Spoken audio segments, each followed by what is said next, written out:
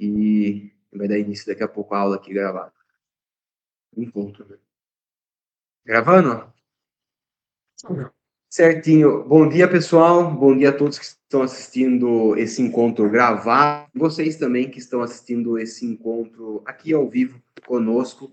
Hoje, o quinto encontro da nossa Liga Acadêmica de Estudos da CAP. E falaremos hoje sobre um tema complexo, que é justamente a filosofia da psicologia clínica e o seu objeto ontológico que a cria, que é justamente o ser humano e tudo que deriva desse objeto complexo. Galera, como de costume, a cada encontro entram pessoas novas, e isso é excepcional, então nós gostamos de nos apresentar para não ficar meio vago. Eu sou o Ramon Stocco, vice-diretor da Liga de Estudos da ACAP. Ao meu lado temos o Maicon Guilherme, que é o diretor da nossa Liga de Estudos da ACAP, e nós iremos ministrar os encontros desse.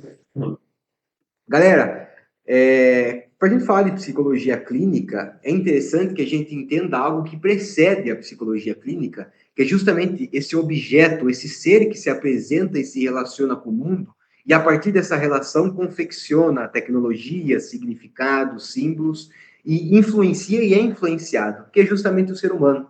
Então, a gente abre esse encontro com a seguinte indagação: o que seria o ser? Como nós, portanto, podemos ser algo ao invés de nada?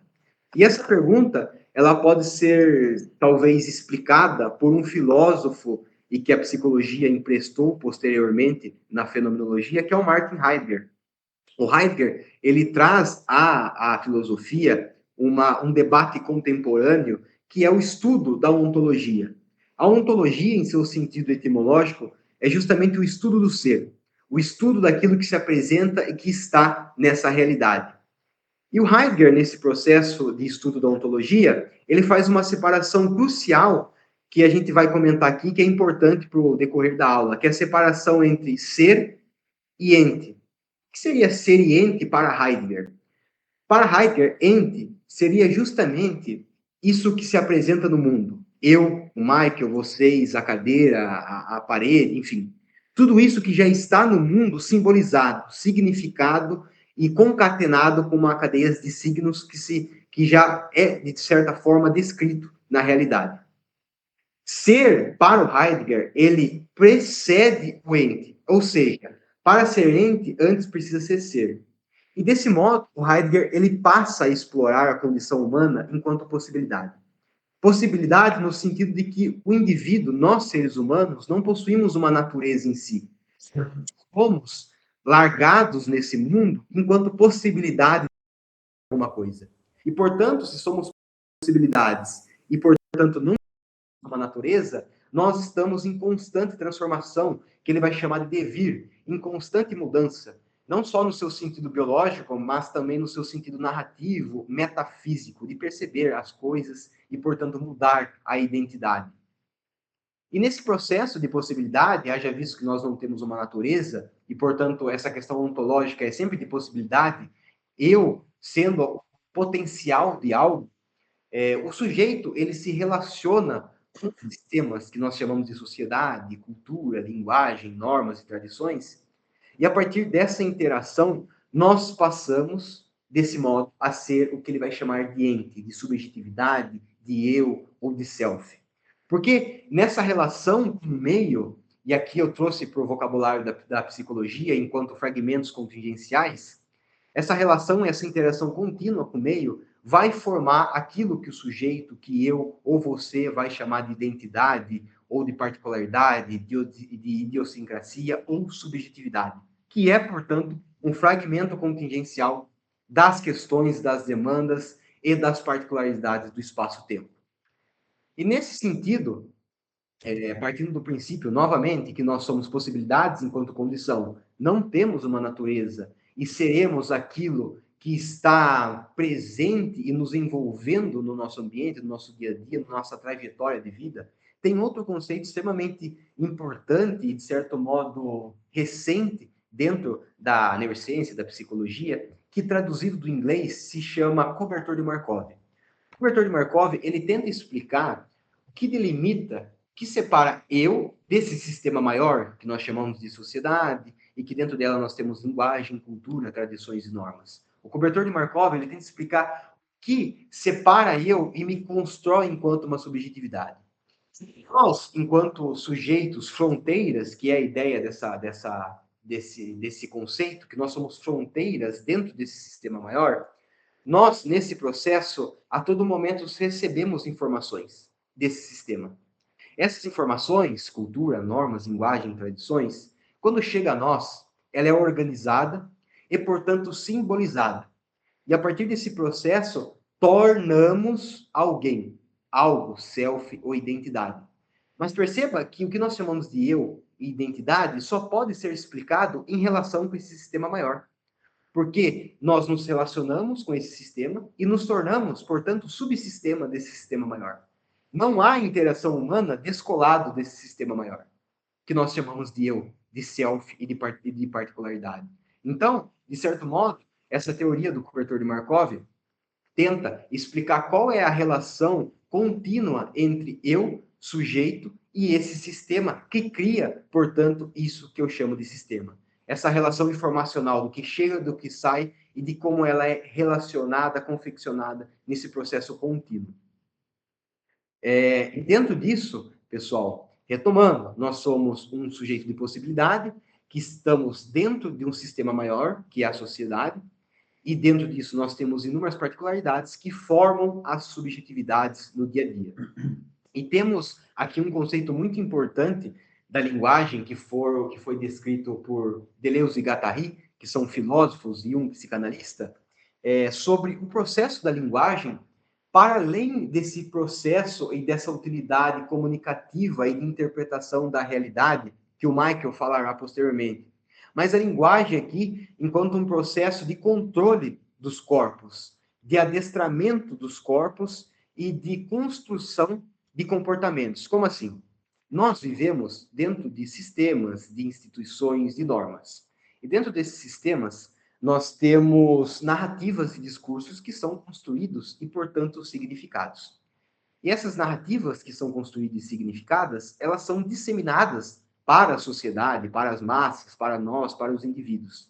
E dentro dessa sociedade, nós também temos instituições que controlam esse tipo de narrativa, a psicologia, a medicina, o judiciário e até subgrupos dentro desse processo. E quando essas narrativas são disseminadas e proliferadas dentro da sociedade, nós temos, portanto, controle dos comportamentos. Como assim? Aproveitando que ontem foi o Dia dos Namorados, quando o sujeito entra numa relação amorosa, por assim dizer, ele está sob a enunciação da linguagem. Como assim? Você tem um construto que denomina o que é relacionamento, o que é amor, o que deve ou não ser feito. E a partir desse construto invisível da linguagem, ambos os cônjuges delimitam seus comportamentos, o que deve se fazer, o que não pode se fazer, o que eu devo sentir por essa pessoa, o que eu não devo sentir por essa pessoa. Vocês, nós aqui, enquanto estudantes de psicologia, futuros profissionais, perceba que futuros profissionais, profissão, estudante, delimita e joga e configura um certo tipo de linguagem, de código em nós, que, portanto, controla a nossa forma de ser no mundo. O que nós iremos fazer amanhã, hoje, como nós iremos nos portar. Então, aqui, nós trazemos a linguagem também enquanto um processo de controle dos corpos, né? Nós, eu, você. E esse processo, ele cria, que o Deleuze do Guattari vai chamar também de práticas sociais. Então, ela não está apenas limitada à comunicação, à interpretação de códigos, mas também para o adestramento, o controle e o gerenciamento desses corpos nas relações contínuas, o que eu devo ou não fazer a partir de uma enunciação que vem desse código cultural da linguagem, que, portanto, controla meus hábitos, minha forma de ser no mundo, né? E desse modo, pessoal, nós temos outro conceito muito importante e que vai fazer muito sentido com essa escada que nós estamos construindo em relação à psicologia clínica, que seria o conceito de esseidade. Esseidade, ele é um conceito que foi muito trabalhado dentro da filosofia e, portanto, foi muito reformulado a partir da sua trajetória. Mas, em Deleuze e Guattari, ele vai trazer esse conceito de esseidade de uma forma mais contemporânea e entendível. Como assim? Nós, a partir desse conceito, nós não podemos explicar uma ação, um fenômeno subjetivo, somente pelo indivíduo, reduzir somente o indivíduo. Nós só podemos entender subjetividade e, portanto, o que causa, os efeitos que emergem dessa subjetividade, a partir de uma relação com um todo que contempla essa subjetividade. Por exemplo, imagine agora que o Michael começa a se comportar de uma determinada forma. Eu não posso explicar isso que o Michael fez a partir do que o Michael fez, ou pela persona Michael. Eu só posso explicar o que aconteceu a partir da relação dos corpos que estavam presentes nessa situação, do contexto, dos estímulos e da trajetória de vida que contemplou e criou o Michael. Então, a subjetividade aqui não é redutível ao sujeito, mas ela só pode ser explicada em relação com o contexto. Uma vez que nós não podemos, não existe subjetividade sem contexto e contexto sem subjetividade. A subjetividade, então, ela só pode ser olhada a partir da construção do todo, que causa um fenômeno, que pode construir essa percepção, essa interpretação, ou essa forma, esse trato com o mundo. Então, o Deleuze e Guattari, ele traz essa concepção mais complexa de subjetividade e talvez contra-intuitivo do que as outras linhas de pensamento trazem, que nós não podemos explicar uma ação humana somente pelo humano, porque a ação humana ela é imbricada com os contextos que permitem que essa ação aconteça. Então, subjetividade aqui é justamente essa relação com o todo e não somente com a pessoa. E aqui nós chegamos no âmago da questão, que é justamente a psicologia clínica enquanto uma forma, um construto, uma tecnologia humana. Porque, voltando, nós, enquanto ontologia, enquanto expressão humana no mundo, não temos uma natureza. E, portanto, não temos uma forma homogênea de agir no mundo. Então, somos possibilidades. E essa possibilidade só vai ser construída em sistemas complexos, que nos vão criar, vão gerar e nos vão possibilitar ser algo a partir das informações, das particularidades desse sistema, que se relaciona e só pode ser explicado dentro desse sistema. E, portanto, a subjetividade é essa relação contínua. E a psicologia clínica, desse modo, ela chega como uma forma que eu aloquei aqui, como radiografia ontológica do ser.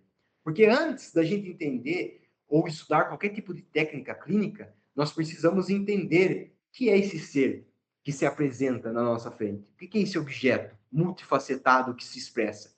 A problemática, o sofrimento, a angústia, a meta clínica que o sujeito vai trazer nesse setting terapêutico é o desfecho total dessa interação com esse sistema. A própria angústia, a própria forma de nomear o que sente, também é possível de ser visualizado nessa interação com o todo, nessa relação com os construtos sociais, da relação como ele se percebe e se constrói nesse meio. Aqui, a clínica surge, então, como um processo de organização da experiência, da existência, da forma como nós podemos chamar, de organizar esse processo existencial que só é possível de ser visualizado dentro desse construto, dentro dessa forma de se relacionar e dessa forma de programação como o sujeito observa o todo, a forma do sujeito se observar, de se expressar e de ser no mundo. Então, a psicologia clínica, antes de qualquer técnica, ou ideologia ou abordagem, é uma forma de perceber e entender como o sujeito, a subjetividade se expressa nesse panorama que é construída, é confeccionada e, portanto, não é redutível ao sujeito que está à sua frente, mas numa concatenação, num encadeamento de fatores que estão relacionados desde a primeira apresentação desse ser no mundo. Pessoal, eu gostaria de perguntar se há alguma dúvida, algum complemento nessa introdução, se ficou algo fora. Podem comentar aí, pessoal.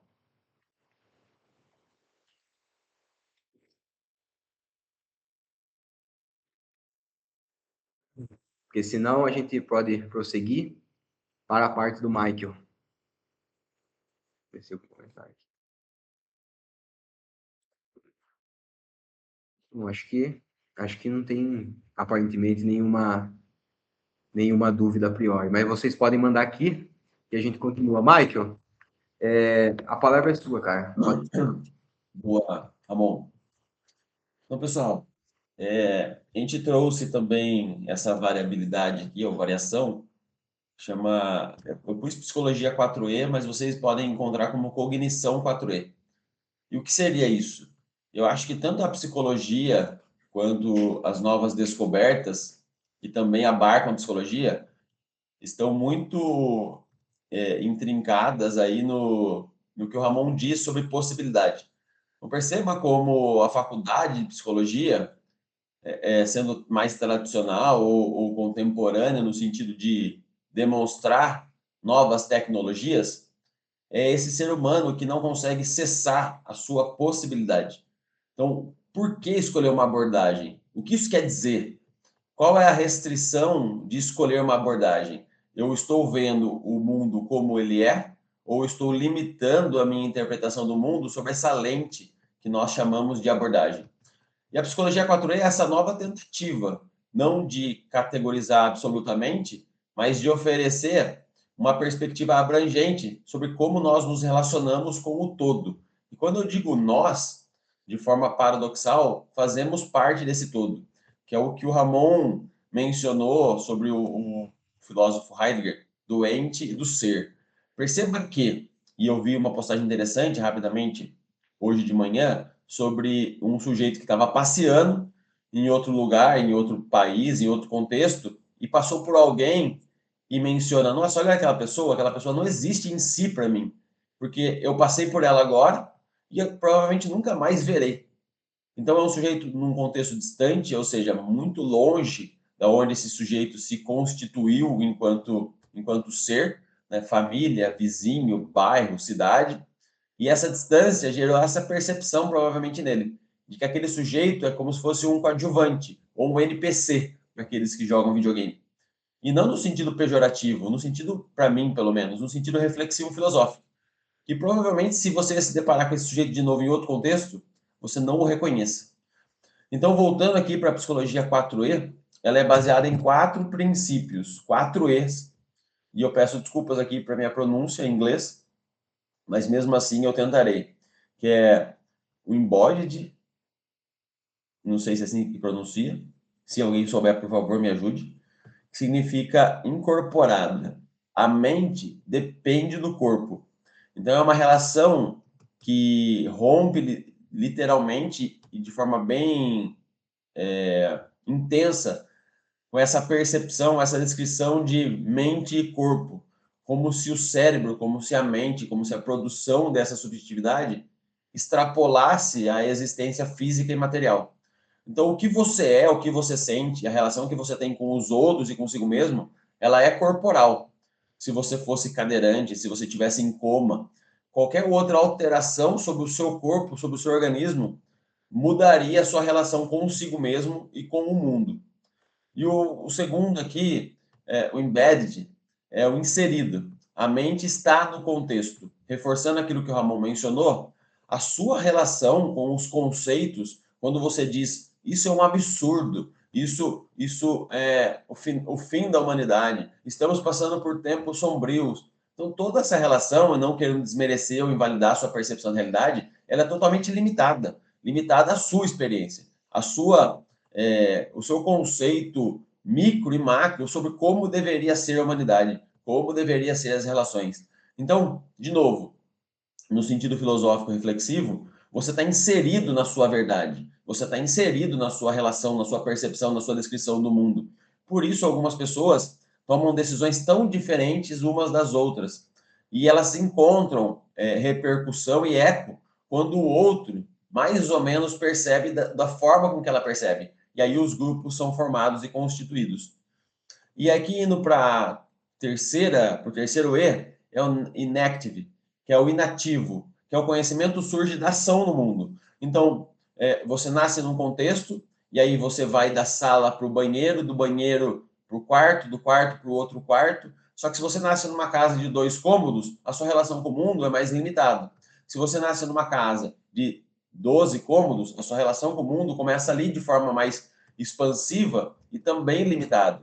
Então, toda a ação diante do seu pai, da sua mãe, do seu vizinho, quando ele diz não, quando ele diz sim, quando ele te deixa sair muito cedo para brincar na rua, ou quando ele te leva muito cedo para Disney, toda essa relação, essa ação no mundo vai constituindo aquilo que você tem como objetivo, como regra, como o que vale mais, o que vale menos, o que é bom, o que é ruim, o que é certo, o que é errado. Então perceba que não é uma tentativa simplória de relativizar a vida. A vida está sempre em relação. Então eu puxo a atenção para essa tensão entre um relativismo simples de qualquer coisa vale, então vamos fazer o que queremos, e um relativismo no sentido de estamos sempre em relação com alguma coisa. E eu acho que as redes sociais joga isso na nossa cara, do quanto as opiniões e as postagens são absurdamente diferentes. E, de novo, não absurdo no sentido pejorativo, absurdo no sentido de como não faz nenhum sentido tanta diferença e, ao mesmo tempo, faz tanto sentido para pessoas tão diferentes. E o quarto E, que é o extended, que é o estendido, que é exatamente essa relação que nós temos com os objetos, com as coisas e que fazem parte da nossa mente. Então, como a gente consegue extrapolar, por exemplo, essa conexão hoje por meio do computador, por meio da internet, por meio do celular, como as tecnologias objetivas, os objetos, eles fazem parte dessa extensão da mente. Então, quando eu quero uma informação que não tenho aqui comigo, eu entro no Google, eu entro no ChatGPT ou alguma outra IA, e a gente começou a nossa conversa nos bastidores com isso, como eu consigo produzir verdades, como eu consigo produzir abstrações, e a partir dessas produções eu as torno verdade, mesmo que seja uma verdade pessoal. E aí, de novo, atenção. Como uma coisa pode ser verdade e não verdade ao mesmo tempo? Como é que eu posso olhar para a minha imagem, de repente, feita por IA, e me satisfazer com aquilo, posto na minha rede social, e uma outra pessoa olha para aquilo e fala, nossa, mas nem parece você. E como eu consigo, por meio dessas relações, tanto de produção de imagem quanto de rede, e aí, de novo, usando as redes sociais como exemplo, tendo 4, 5, 6 mil seguidores, e eu não conheço a grande parte deles, e mesmo assim chamo de meus seguidores. Então, essa extensão, ela influencia e deturpa ao mesmo tempo o que nós chamamos de eu, o que nós chamamos de outro, o que nós chamamos de conceito. Todas essas classificações, elas são impostas em alguma medida, circunstanciais e relativas a todo esse atravessamento do qual eu estou sujeito, do qual eu e vocês somos suscetíveis. Pode mudar. Então, a psicologia 4 ela não foi inventada. Ela emerge do movimento teórico de alguns pensadores, exatamente o que nós estamos fazendo aqui. Então, os principais pensadores estão aí.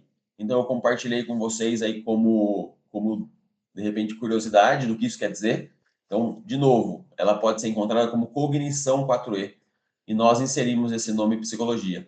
Pode mudar, Ramon. E aí é minha maneira de tentar esclarecer, ou pelo menos jogar aqui no encontro, essa imagem, para que ela extrapole apenas a linguagem no sentido verbal e vocês possam ver. Eu gosto muito dessa imagem no centro. São recortes aí de estilos, de características diferentes de pessoas. Como o contexto onde elas são inseridas, onde elas se desenvolvem, influencia a forma com que elas se vestem, a forma com que elas se manifestam no mundo. E como isso constrói as certezas, como isso constrói o senso de escolha, o senso de liberdade, as regras que tornam a sua interpretação da realidade mais rígida ou mais flexível, e isso forma o que você conhece como você, inclusive eu, e aí qualquer um de nós. Por favor, Ramon. E né, a gente fala sobre tudo isso e o que isso quer dizer. Eu acho que essa pergunta ecoa de forma muito honesta, pelo menos na minha cabeça, e imagino na cabeça de muitos dos quais convivem com os seus parentes, com os seus cursos, com os seus trabalhos, com suas demandas diárias. E daí? Pode ir, Ramon. E eu acho que a resposta, ela é inevitavelmente complexa, porque ela tensiona uma palavra que eu uso e eu não consigo deixar de usar, que é o paradoxo. A sua lente, ou seja, a forma com que você se relaciona com a sua esposa, com o seu marido, com o seu namorado, com a sua namorada, com o seu filho, com o seu vizinho, com seus parentes, com o mundo, com as suas viagens, ela está sempre influenciada e deturpada. Eu gosto de usar essa tensão proposital entre influência, no sentido de você é formatado, formulado e modulado. pela lente, pelas suas crenças, pela tua história, e também deturpado, porque você constitui o outro como dentro e fora o tempo todo. Então, aquele sujeito que não é você, ele está sempre dentro ou fora da sua perspectiva. Então, como é possível que ele tenha feito esse absurdo? Como é possível que ela tenha feito isso? Como é possível que essa pessoa se conforme dessa forma, comporte dessa forma? Então, sou sempre eu, dentro da minha lente, dentro das minhas crenças, julgando o outro. E eu não estou fazendo, evidentemente, essa colocação no sentido moral, dizendo que, olha só como você está errado, você é um julgador. Eu estou dizendo que isso é inevitável. Você está inserido, você está imbricado, inevitavelmente, sem a sua permissão, em estruturas determinísticas. Você está determinado pela sua lente. E a notícia ruim ou boa, dependendo da interpretação do sujeito, que não existe um lado de fora. Não tem como eu sair de tudo isso, transcender toda essa experiência, lógico. Né? Quando eu digo isso, eu também estou limitado pela minha percepção. Porque pode ser que alguém diga, não, Michael, claro que não. Eu já pude transcender isso numa experiência pessoal. Então perceba como, caso isso surja, eu acho que reforça essa tensão entre qual é a lente que eu uso e mais, qual é a lente que está introjetada na minha relação comigo mesmo, com o outro e com o mundo. Pode mudar, Ramon, por favor. Então, o encontro clínico é uma negociação. E aí a gente trouxe mais de uma vez essa relação com o encontro clínico para não deixar esse assunto tão vago. Então, o sujeito que senta na sua frente lá na clínica, pensando na psicologia clínica, o que ele te traz? Ele te traz uma demanda, ele te traz um desconforto, um sofrimento. E o sofrimento e o desconforto, ele é real. E não é esse o ponto. Só que ele é atravessado por abstrações. Então, quando eu digo, por exemplo, nossa, eu estou com dificuldade para cuidar do meu filho, nossa, eu estou com uma tristeza profunda, a minha vida não está engajada da forma que eu queria, eu estou insatisfeito com os meus pais, eu tenho um negócio dentro de mim que eu não sei nomear. Então, perceba que a causa primeira de qualquer desconforto é a existência. Então, qual é a causa primeira do seu desconforto, ou meu, ou qualquer paciente que apareça na clínica? É a existência. O fato de você existir é a causa primeira do seu desconforto. E as outras questões que nós pontuamos aqui, que o Ramon trouxe muito bem, são as outras coisas que vão se somando nessa causa e potencializando para lados distintos aquilo que você tem como desconforto, como inapropriado, inadequado. E aí, quando o sujeito traz isso para você, qual é o poder que o psicólogo tem? Então, o psicólogo pode ser diretivo ou impositivo, no sentido de, ó, faça isso, isso, isso e resolva o seu problema.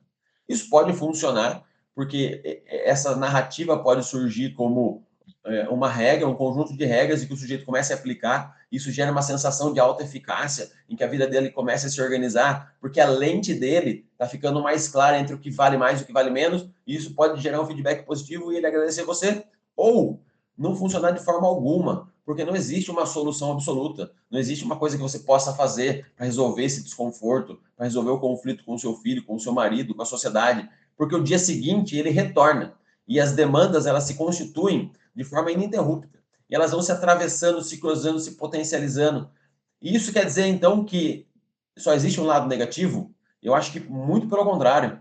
Saber disso, a sapiência sobre essa relação complexa, também pode gerar uma liberdade, uma sensação de, peraí, então eu não preciso dar necessariamente satisfação sobre as coisas, eu não preciso necessariamente resolver aquele problema de forma matemática, eu posso lidar com o problema como se ele fosse um contínuo.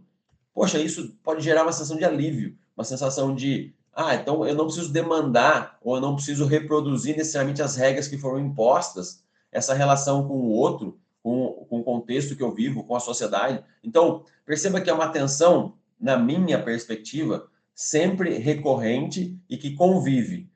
Da mesma forma que isso pode ser pesado e gerar uma sensação de, nossa, nada faz sentido, por outro lado, pode gerar uma sensação de liberdade. Poxa, qualquer coisa pode fazer sentido.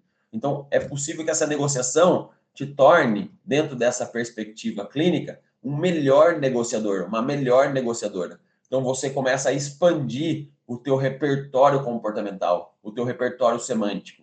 Em outras palavras, e também aí de forma bem restrita e com muito cuidado, você pode se tornar mais inteligente. Você consegue olhar todas essas relações para as estruturas das quais elas estão inseridas e negociar com elas. Perceber que elas não são dados brutos da realidade. Elas são dados construídos sobre uma realidade bruta. Vocês conseguem perceber a diferença? Porque quando eu chamo de sociedade, eu me comporto de certa forma que na Argentina se comporta de outra forma, que na França se comporta de outra forma, que no Marrocos se comporta de outra forma. E aí, de novo, usando o exemplo que eu vi hoje sobre o Instagram, você vai lá no Marrocos ou numa cultura relativamente diferente da sua, aquele sujeito não faz a menor ideia de que você existe, não faz a menor ideia de que as regras que constituem o que você chama de realidade não faz nenhum sentido para ele. É um absurdo para ele. Então, eu gosto dessa relação de aproximação sobre a experiência e o afastamento para gerar essa capacidade de negociação sobre essa causa primeira, que é a existência. Por favor, Ramon. E nós estamos atravessados, inevitavelmente, pela linguagem. Perceba que isso que eu estou tentando fazer com vocês, que faz sentido para mim, no encontro com o Ramon, no encontro da Liga, ele é atravessado pela linguagem. Então, qual é a diferença, grosso modo, da nossa espécie para as outras? É esse potencial da linguagem. Não que algumas outras não tenham algum tipo de linguagem, não é essa a questão aqui. Mas essa potencialização que nós temos, enquanto espécie, de nascer, de construirmos ruas, avenidas, de dividir o planeta em cidades, em nações e criar regras. Perceba que a linguagem ela vai compondo de forma inextricável essa relação que nós temos com o todo. Então, a linguagem ela forma tanto para produzir esse tal de conhecimento, quanto para restringir. E por isso que eu chamo de paradoxal. Que nós produzimos aqui por meio desse encontro uma tentativa de ampliação da negociação com a realidade, e ao mesmo tempo é uma imposição, quase que sem querer ou não, de, então a partir de agora é assim que eu devo ver. Então percebam como isso é inevitável. Então toda vez que eu tento aumentar a sua relação com a coisa, eu também tento restringir, dizendo que o que vale não é exatamente o que vale. Isso é relativo. Então, a linguagem ela tem esse poder conflitante de nos relacionarmos com coisas diferentes e significarmos essas coisas de forma diferente, mas também gerar uma ansiedade, uma angústia sobre talvez um novo chão ou uma nova perspectiva. Então, é um convite, em alguma medida, de olhar para isso por meio da linguagem, por meio das nossas possibilidades, como foi citado aqui, e perceber como essa tensão ela pode ser inevitável ou inerente na busca pelo novo, na busca pelo conhecimento, na busca pela expansão.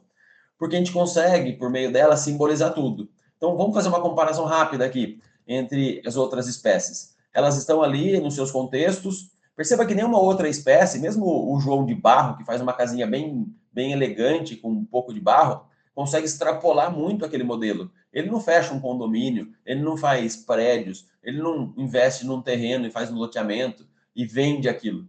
Então, o ser humano consegue simbolizar esse estado bruto.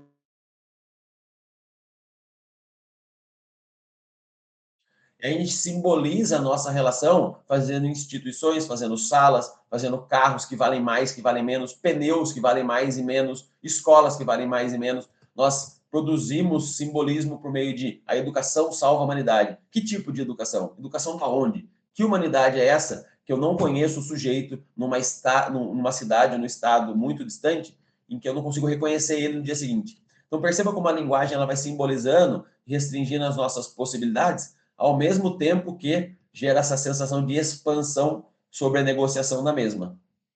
Pode passar, Ramon. E essa relação semântica e antropomórfica, a realidade é interpretada a partir de perspectivas humanas. Então, o humano conceitua o próprio humano, as outras espécies, o planeta, os outros planetas. Somos sempre nós, a nossa espécie. E quando eu digo nós, não cada um. Perceba que, por mais que alguns de nós faça belos quadros ou componha belas músicas, eu não consigo fazer isso. Então, não são todos os humanos que fazem todas as coisas. Porém, é sempre um humano que produz toda essa expansão, toda essa complexidade sobre a relação do estado bruto com o estado imaginário.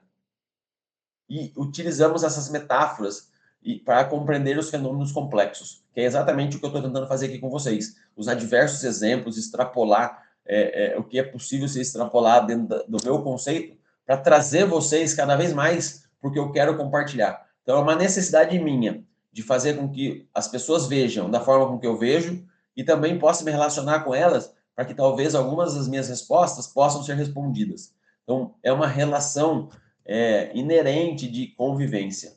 que nós mencionamos aqui mais de uma vez, como é inevitável que eu e o outro estejamos sempre em relação, e não uma relação no sentido puro ou moral, uma relação inevitável.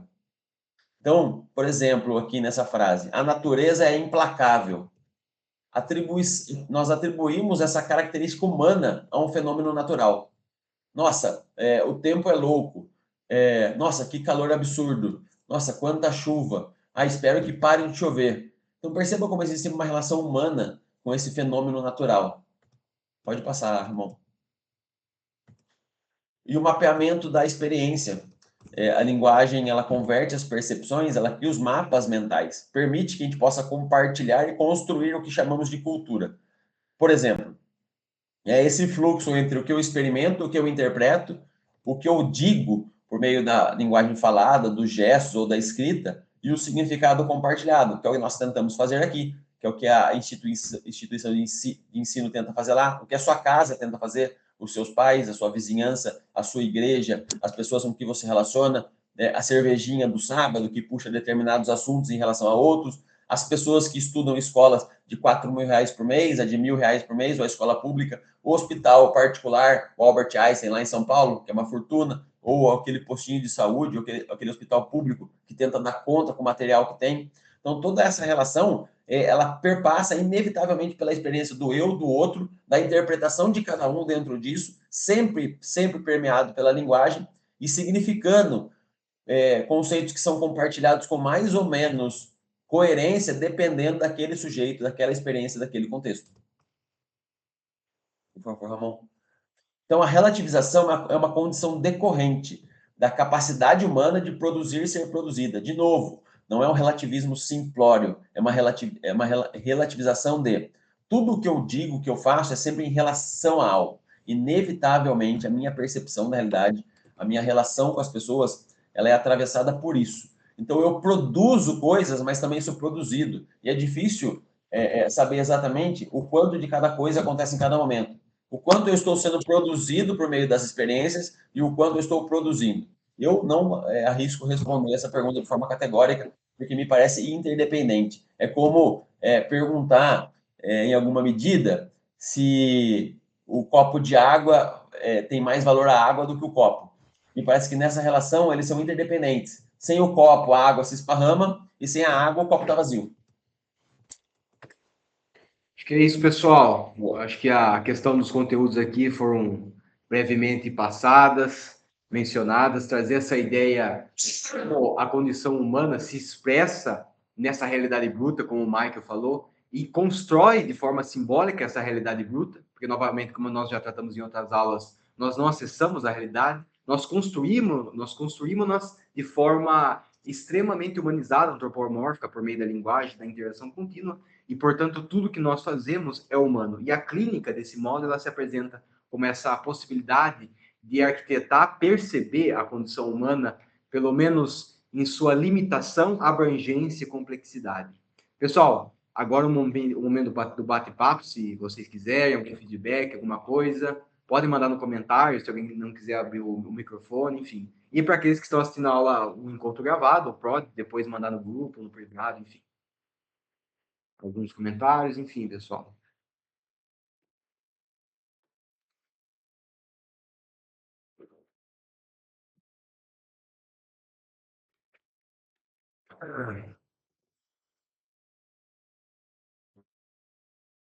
Pode falar, Ju.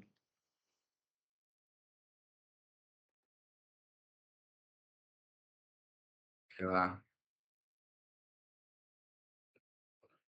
Tá bom, acho que o tempo tá bom, a gente tem mais 15 minutos aqui. Acabei de receber uma. Eu também.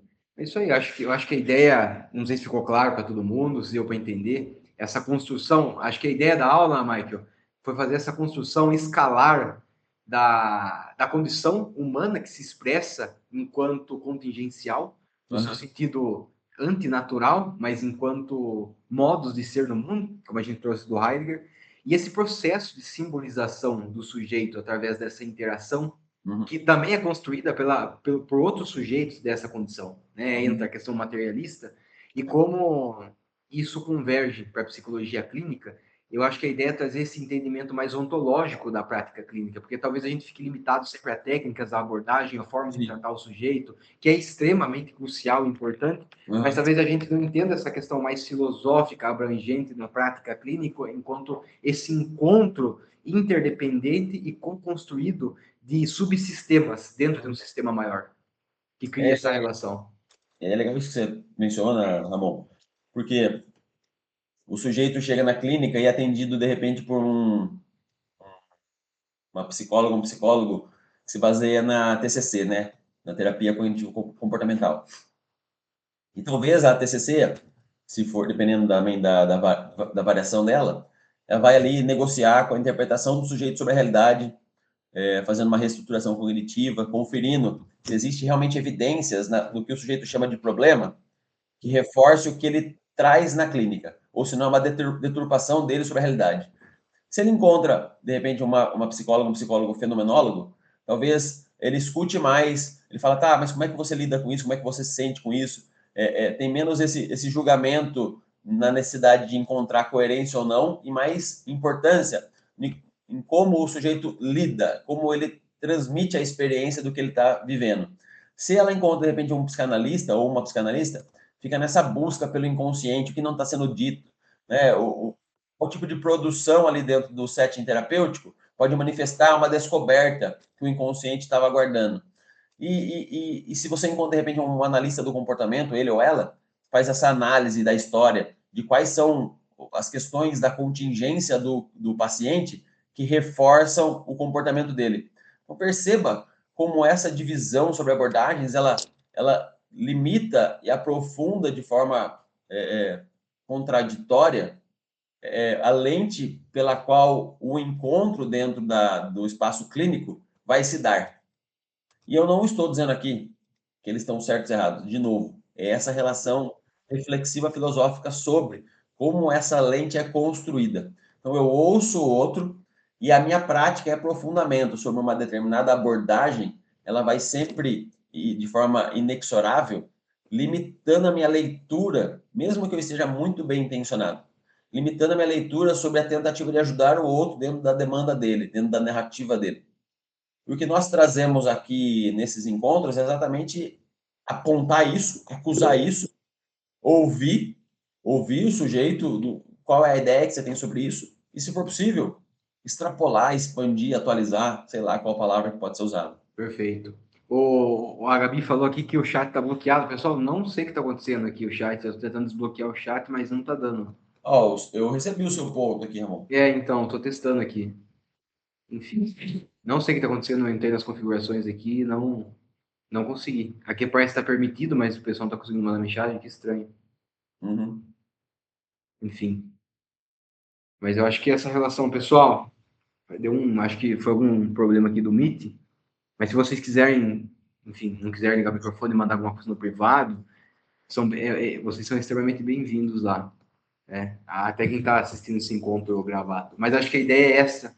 Nós temos as referências ali, que nós usamos para montar a aula, nesse sentido do encontro.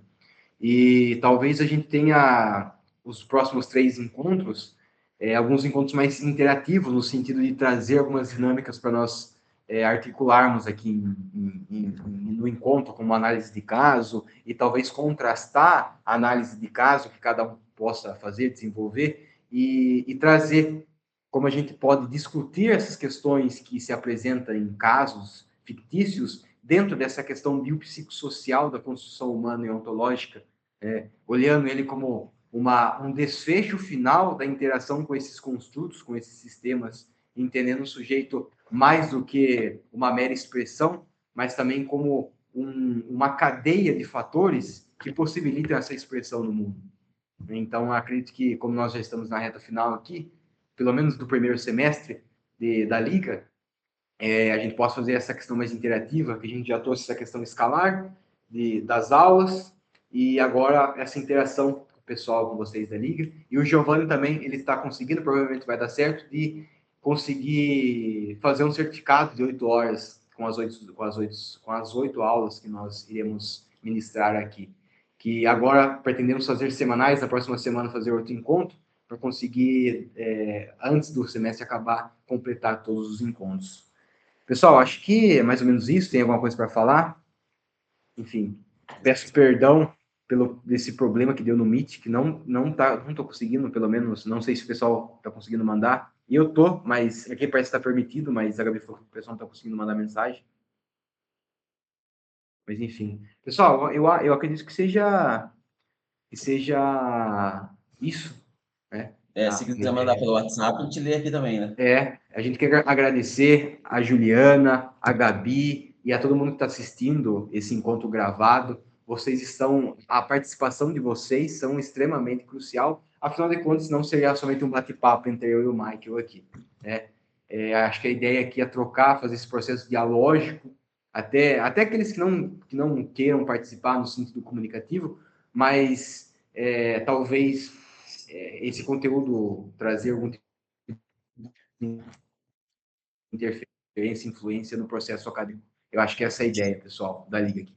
Que é isso, Michael? Tem algum complemento? Alguma coisa? Não? Ótimo. Pessoal, eu acho que é isso. Agradecemos a todos que estão aqui, que estão assistindo, que assistiram, e também aqueles que não puderam entrar, que não conseguiram entrar, mas participam da interação. Eu acho que a aula vai ficar hoje, ainda acho que a gente consegue subir ela gravada e enviar para vocês no grupo, junto com o slide. Pessoal, um ótimo final de semana a todos vocês e até o próximo encontro, que provavelmente será na semana que vem. Boa. Tchau, pessoal. Obrigado.